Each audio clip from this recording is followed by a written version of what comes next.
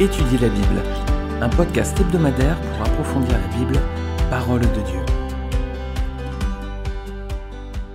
Hello à tous, on va attaquer l'étude du chapitre 12 de 2 Samuel. On a vu au chapitre précédent que David avait commis un adultère, et puis ensuite il avait tué le mari de cette femme, donc Uri le Hittite. Il pensait que sa faute était bien cachée aux yeux des hommes, mais c'était sans compter les yeux de Dieu qui, eux, vont placer donc David face à son péché et à l'horreur de celui-ci. On va lire 2 Samuel chapitre 12 et ensuite on va décrypter les versets 1 à 1. L'Éternel envoya Nathan vers David. Il vint donc le trouver et lui dit: il y avait dans la ville 2 hommes, l'un riche et l'autre pauvre. Le riche avait des brebis et des bœufs en très grand nombre. Le pauvre n'avait rien du tout, sauf une petite brebis qu'il avait achetée. Il la nourrissait et elle grandissait chez lui avec ses enfants. Elle mangeait de son pain, buvait dans sa coupe et dormait contre lui. Il la considérait comme sa fille. Un voyageur est arrivé chez l'homme riche, mais le riche n'a pas voulu toucher à ses brebis ou à ses bœufs pour préparer un repas au voyageur venu chez lui. Il a pris la brebis du pauvre et l'a préparée pour l'homme qui était venu chez lui. La colère de David s'enflamma violemment contre cet homme et il dit à Nathan: l'Éternel est vivant, l'homme qui a fait cela mérite la mort. En outre, il remplacera la brebis par 4 autres, puisqu'il a commis cet acte et s'est montré sans pitié. Nathan déclara alors à David: c'est toi qui es cet homme-là. Voici ce que dit l'Éternel, le Dieu d'Israël. Je t'ai désigné par onction comme roi sur Israël et je t'ai délivré de Saül. Je t'ai donné la famille de ton maître, j'ai mis ses femmes contre ta poitrine, et je t'ai donné la communauté d'Israël et de Juda. Si cela avait été trop peu, j'y aurais encore ajouté. Pourquoi donc as-tu méprisé la parole de l'Éternel en faisant ce qui est mal à mes yeux? Tu as tué par l'épée Uri le Hittite, tu as pris sa femme pour faire d'elle ta femme, et lui tu l'as tué sous les coups d'épée des Ammonites. Désormais, puisque tu m'as méprisé, que tu as pris la femme d'Uri le Hittite pour faire d'elle ta femme, l'épée ne s'éloignera plus de ton foyer. Voici ce que dit l'Éternel: je vais faire sortir de ta propre famille le malheur contre toi, et je vais prendre sous tes yeux tes propres femmes pour les donner à un autre, qui couchera au grand jour avec elles. En effet, tu agis en secret, mais moi c'est en présence de tout Israël et en plein jour que je ferai cela. David dit à Nathan: j'ai péché contre l'Éternel. Nathan lui répondit: l'Éternel pardonne ton péché, tu ne mourras pas. Cependant, parce que tu as fait blasphémer les ennemis de l'Éternel en commettant cet acte, le fils qui t'est né mourra. Nathan retourna chez lui. L'Éternel frappa l'enfant que la femme d'Uri avait donné à David. Et il fut gravement malade. David pria Dieu pour l'enfant et jeûna. Lorsqu'il rentra, il passa la nuit couché par terre. Les responsables du palais insistèrent auprès de lui pour qu'il se relève, mais il refusa et il ne mangea rien avec eux. Le 7e jour, l'enfant mourut. Le serviteur de David avait peur de lui annoncer que l'enfant était mort, car il se disait: lorsque l'enfant est encore vivant, nous lui avons parlé et il ne nous a pas écoutés. Comment oserons-nous lui dire que l'enfant est mort? Il réagira mal. David s'aperçut que ses serviteurs parlaient tout bas entre eux et comprit que l'enfant était mort. Il leur demanda: l'enfant est-il mort? Ils répondirent: il est mort. Alors David se releva, il se lava, se parfuma et changea d'habit, puis se rendit dans la maison de l'Éternel et s'y prosterna. De retour chez lui, il demanda qu'on lui serve à manger et il mangea. Ses serviteurs lui dirent: que signifie ta façon d'agir? Tant que l'enfant était vivant, tu jeûnais et tu pleurais. Maintenant qu'il est mort, tu te relèves et tu manges. Il répondit: lorsque l'enfant était encore vivant, je jeûnais et je pleurais, car je me disais: qui sait, peut-être que l'Éternel me fera-t-il grâce et que peut-être l'enfant restera-t-il en vie. Maintenant qu'il est mort, pourquoi jeûner? Puis-je le faire revenir? C'est moi qui irai le retrouver, mais lui ne reviendra pas vers moi. David consola sa femme Bathsheba, et il alla vers elle, et coucha avec elle. Elle mit au monde un fils qu'elle appela Salomon et que l'Éternel aima. Il le confia au prophète Nathan, et celui-ci l'appela Jédidja, à cause de l'Éternel. Joab combattait toujours à Rabba, la capitale des Ammonites, et il s'empara du quartier royal. Il envoya alors des messagers à David pour lui dire: j'ai attaqué Rabba et je me suis déjà emparé du quartier des eaux. Rassemble maintenant le reste du peuple. Campe près de la ville et prends-la. Si je m'en empare moi-même, la gloire risque de m'en revenir. David rassembla tout le peuple et marcha vers Rabba. Il l'attaqua et s'en empara. Il retira la couronne de la tête de son roi. Elle était faite d'une 30aine de kilos d'or et était garnie de pierres précieuses. Il la mit sur la tête de David, qui emporta de la ville un très grand butin. Il déporta ses habitants, les affecta au maniement des scies, des pics de fer et des haches de fer, ou encore les fit travailler au moule à briques. Il traita de la même manière toutes les villes des Ammonites. Puis David retourna à Jérusalem avec tout le peuple. Alors plusieurs mois se sont écoulés depuis la mort d'Uri, parce que maintenant Bathsheba est devenue la femme de David, mais surtout elle a accouché. Donc il s'est passé à minima 9 mois. Alors Dieu envoie Nathan parler à David. Au chapitre 7, Nathan était déjà venu, mais il était porteur d'un message de bénédiction. Cette fois, c'est un message de malédiction. Alors entre ces deux épisodes, c'est pas le cœur de Dieu qui a changé, hein. Lui il change pas. Le cœur qui a changé, c'est le cœur de David, hein. Parce qu'ici, le problème c'est que, 9 mois au moins sont écoulés, il a toujours pas exprimé de repentance, hein. Il n'y a toujours pas de signe de reconnaissance de sa faute. Alors Dieu envoie le prophète Nathan vers le roi pour le confronter à son péché. David a cru qu'il pouvait tromper les hommes, il s'est dit voilà, ce que j'ai fait, personne ne l'a vu. Mais ça, c'était sans compter l'intervention de Dieu, hein.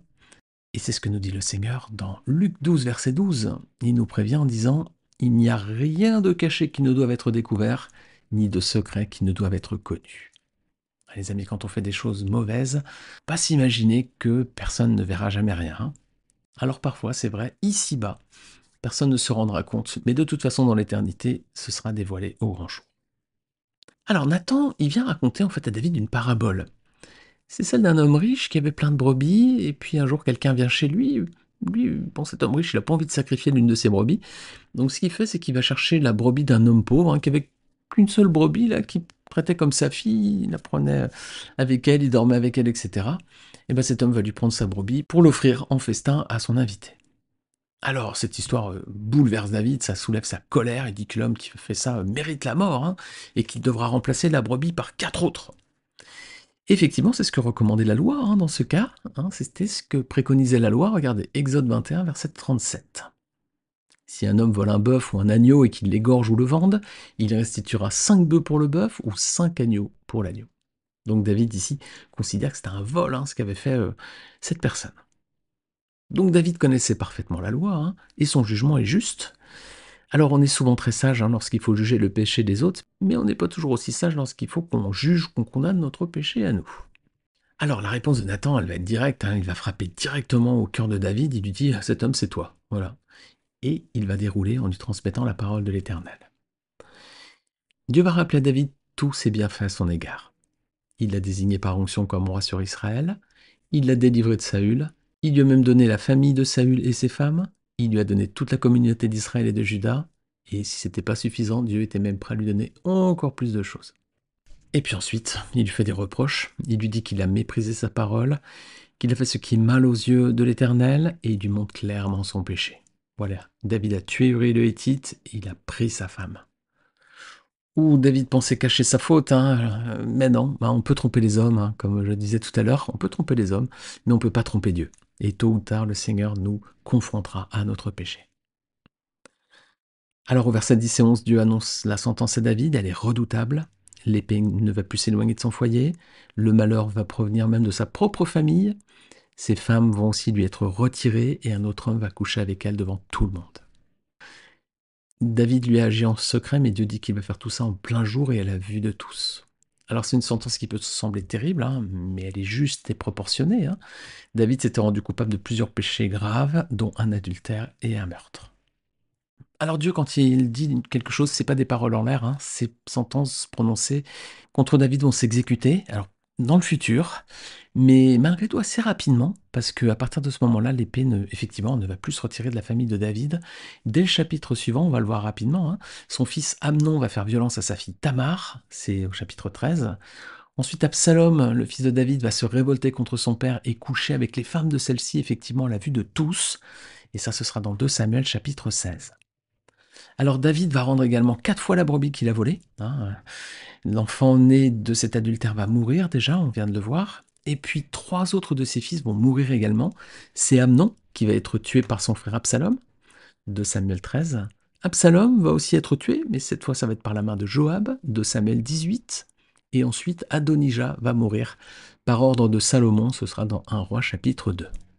Alors la famille de David va être décimée par la violence entre ses enfants notamment. Et les amis, combien de familles aujourd'hui, hein, aussi sont détruites à cause du péché, hein.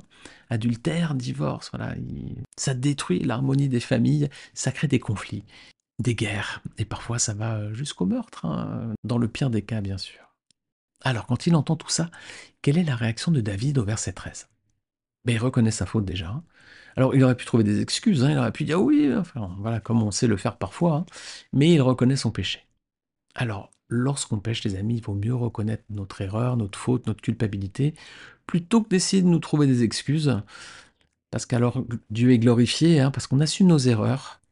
Plutôt que de les cacher, de les minimiser, on reconnaît vraiment qu'on a chuté. Alors c'est ce que David fait ici.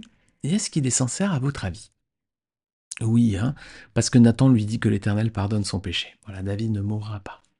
Donc David était visiblement sincère ici.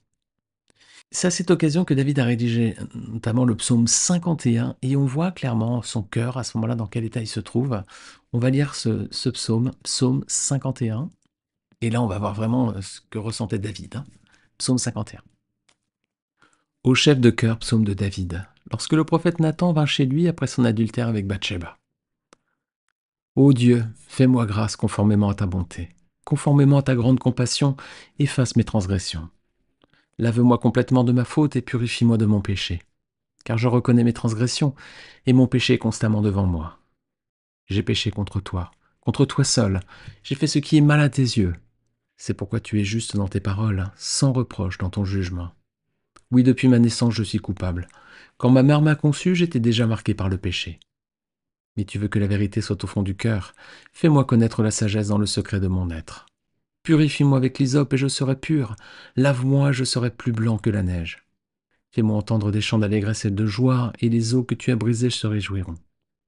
Détourne ton regard de mes péchés. Efface toutes mes fautes. Ô Dieu, crée en moi un cœur pur, renouvelle en moi un esprit bien disposé. Ne me rejette pas loin de toi, ne me retire pas ton Esprit Saint. Rends-moi la joie de ton salut et qu'un esprit de bonne volonté me soutienne. J'enseignerai tes voies à ceux qui les transgressent et les pécheurs reviendront à toi. Ô Dieu, Dieu de mon salut, délivre-moi du sang versé, ma langue célébrera ta justice. Seigneur, ouvre mes lèvres et ma bouche proclamera ta louange. Si tu avais voulu des sacrifices, je t'en aurais offert, mais tu ne prends pas plaisir aux holocaustes.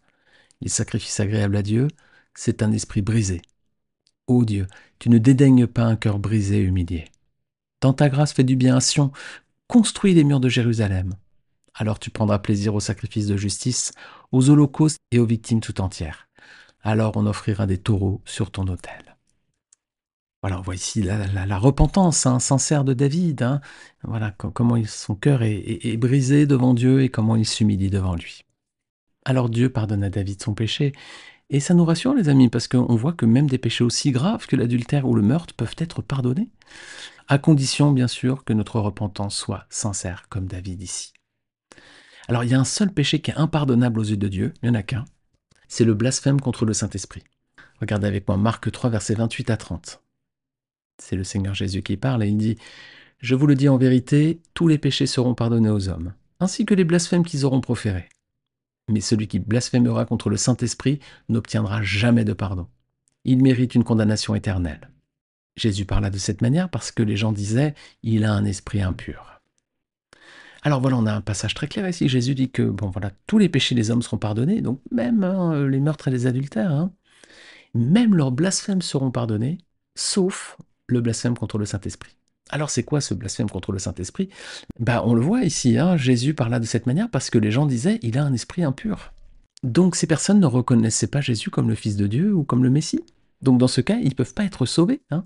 Donc le blasphème contre le Saint-Esprit, ça concerne donc les personnes qui rejettent Jésus comme Seigneur et Sauveur. Ils rejettent le salut, donc ils ne peuvent pas être pardonnés pour leurs fautes, et leur condamnation sera donc éternelle. Mais ici, verset 14, la faute de David est effacée, mais malgré tout, les amis, il y aura des conséquences. Pourquoi? Parce que David a fait blasphémer les ennemis de l'Éternel en commettant cet acte. Lorsque l'on pêche, il y a quelque chose qu'on minimise peut-être, c'est qu'on offre aux non-croyants des opportunités de parler contre Dieu. Si un chrétien chute, qu'est-ce que vont dire les autres? Ah bah si c'est ça, être croyant, regardez-le, lui, le chrétien là qui pensait être meilleur que les autres. Si ceux qui se disent chrétiens vivent comme ça, je veux pas de leur Dieu, etc., etc. Donc à chaque fois qu'on chute, on pêche contre Dieu et on offre aussi des occasions de blasphémer à ceux qui sont des détracteurs devant Dieu. C'est pour ça que les conséquences du péché sont souvent redoutables. Alors, versets 14 et 15, le jugement est terrible. Le fils né de cette union adultère va mourir. Et c'est effectivement ce qui arrive, un enfant tombe gravement malade. Alors ensuite, verset 15, regardez bien un petit détail. Comment est appelée Bathsheba? La femme d'Uri. Alors, bien que son mari soit mort, elle reste la femme d'Uri aux yeux de Dieu, hein. Elle n'est pas nommée ici la femme de David, hein. Elle reste la femme d'Uri. Alors David se retrouve face à cette épreuve, un enfant malade, versets 16 et 17. Qu'est-ce qu'il fait? Regardez bien. Il prie, il jeûne et il dort par terre. On voit qu'il est touché dans sa chair, hein, parce qu'il a une attitude de contrition et on voit que le Seigneur travaille dans son cœur ici, hein. Regardez avec moi Hébreux 12, verset 11. Certes, au premier abord, toute correction semble un sujet de tristesse et non de joie. Mais elle produit plus tard chez ceux qu'elle a ainsi exercés un fruit porteur de paix, la justice. Ah, quand le Seigneur nous reprend, ça fait mal, hein, souvent, hein. Et même quand nos parents nous reprenaient, hein, ça faisait mal aussi, hein. Mais ensuite, hein, ça portait du fruit, hein. Il y avait ensuite la paix et la justice. Alors ici aussi, le châtiment est dur, hein, pour David, mais c'est la conséquence de ce qu'il a fait, hein. Alors cette correction semble un sujet de tristesse et non de joie, mais elle va produire plus tard chez lui un fruit porteur de paix et de justice. Alors je vais m'arrêter ici pour cette semaine parce qu'on est dans un format podcast de 15 à 20 minutes. Donc on va traiter la seconde partie la semaine prochaine. On va déjà avoir le temps de méditer sur ces versets qu'on a vus aujourd'hui. Les conséquences de notre péché, hein. Attention à ne pas les cacher aux yeux de Dieu. On peut essayer de les cacher devant les hommes, mais le Seigneur va les dévoiler tôt ou tard. Donc lorsque l'on faute, lorsque l'on chute, reconnaissons bien notre erreur et humilions-nous devant Dieu, confessons notre faute au Seigneur. Parce qu'ensuite, sinon, il y a des conséquences qui sont terribles, et le Seigneur nous demandera un décompte pour ce qu'on a fait, et il nous réclamera justice. Alors plutôt que de tomber sous le jugement terrible de Dieu, hein, il vaut mieux s'humilier devant lui et lui demander pardon. 1 Jean chapitre 1 verset 9 nous dit « Si nous reconnaissons nos péchés, il est fidèle et juste pour nous les pardonner et pour nous purifier de tout mal. » Amen les amis, amen. Je vous retrouve la semaine prochaine pour la suite de cette histoire. Bonne semaine à tous, que le Seigneur vous bénisse.